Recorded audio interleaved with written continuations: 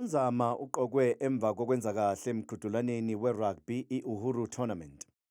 Yize bekunzima kulo mfundi obenza ugrade 11 nyakenye nophinde abe yiphini likakapteni weqembu lokuqala lesikole, kepha kumvula amehlo ukuyobamba iqhaza kulo mqhudelwano wezikole phesheya kwezilwandle.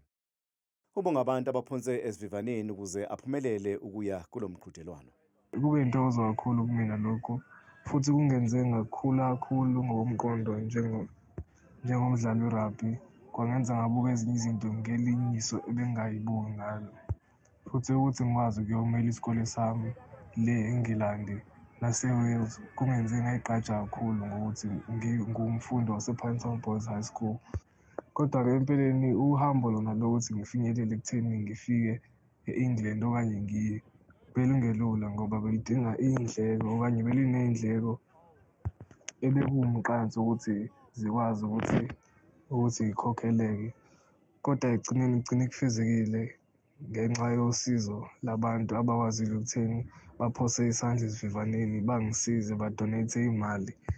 UNzama owenza ugrade 12 kulo nyaka waqala ukudlala i-rugby ngonyaka ka-2022. Ngo-2024 waba ngukapteni weqembu lesikole le-Sevens. Kanti ngonyaka odlule ukhethelwe eqenjini KZN Dacre.